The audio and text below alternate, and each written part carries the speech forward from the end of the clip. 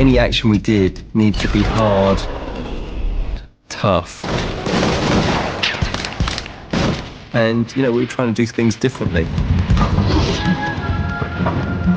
There's a lot of great action sequences in this. If you're playing Lara Croft, you know, you want to involve yourself in some of the stunts at least, and yet she wants to do everything.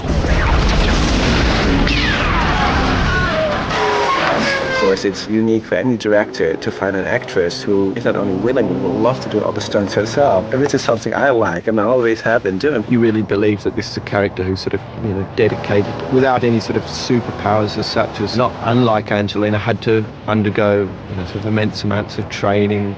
Last time it was just too easy. So many of the fights were too easy for me, and also she's more of a lady, which is nice, which I think I love the warrior side of her and the side that's dirty and crazy, and I obviously identify with that side of her. Yeah, we did some pretty hairy stuff on the first one, and Angelina came out of it in one piece still, so I think she trusts us. Having worked with her before, it was just that you knew what you could and couldn't do, really. You know, she wants to get involved with everything. And really, sometimes you need to rein her back because she wanted to do everything, and obviously insurance-wise, she's not allowed to. One of the most challenging things we did was we had to have Angelina and Jerry coming down on these ropes, supposedly from this Chinese cave where they got these terracotta warriors all stored, which sounded pretty easy until Yam wouldn't come down head first. Makes for this incredible escape, which is very different, as you know, not many people dive out of a cave, head down a rope, trying to fight their way out. That was fun. That was probably one of the more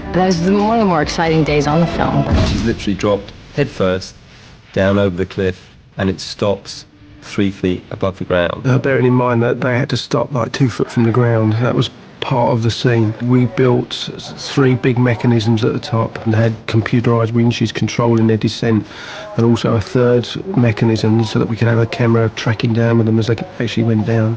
I do love heights, and like I said, I don't love being under the water, but you could put me anywhere and high, and I'm happy. She was great. I was always turned around and she's smiling and, you know, so graceful and elegant. I take my hat off to Angelina and Jerry. It was a lot of courage that took. Worst thing I've ever done. The dropping and just being lifted upside down, and you can see so much space and so much. And when we hit the top, usually we'd hit the sun, and you'd suddenly be.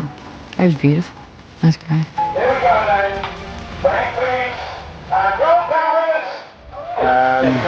It was more just you trying to shoot. I think I was more just aware of being able to accomplish what I had to accomplish. The height and all the dropping was fun, but knowing you have to shoot, and Jerry has to shoot, and he was shooting sideways, and I think, you know, nearly shot me once, because the bullet went like that, because he kind of spun.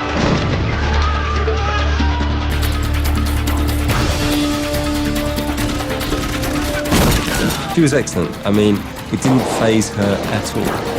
And it would faze most people, including me. I mean, obviously you're a little bit more aware that there is only one Angelina, but there maybe are other stunt people. But no, I mean, everything we do, we test, you know, rigidly. It's a real program of testing and retesting and changing things. We tested, tried, you know, every possible scenario before an artist, or say Angelina in this case, would ever get on a rig. I'm extremely appreciative of the actors that they were willing and able to do that for 2 days, because it was like very hard to shoot, and amazing camera rigs we had to build.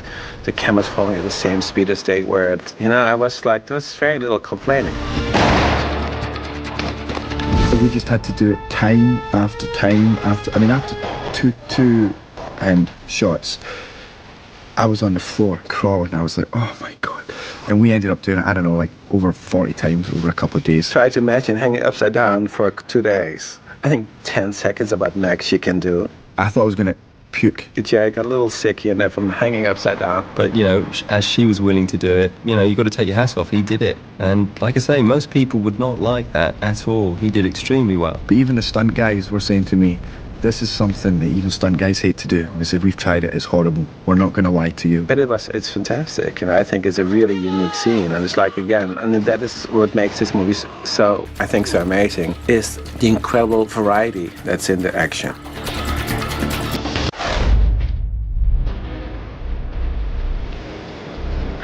We had to in this movie, we had a sequence like they had to escape from the building. How do you escape? And it's like, many things are written, and by motorbike, by car, footways, or by...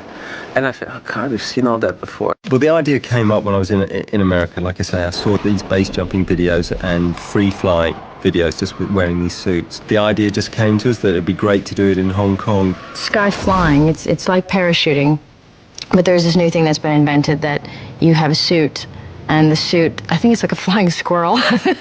What the difficult thing was going to be is having two people fly together from a very low height and be safe and us be able to film it. So in the end, I came across this team from Sweden that are used to jumping together. So we got these two crazy Swedish guys who were some of the inventors of this particular suit. And that's what we needed. We needed two people, but we also needed a third person who could actually film them.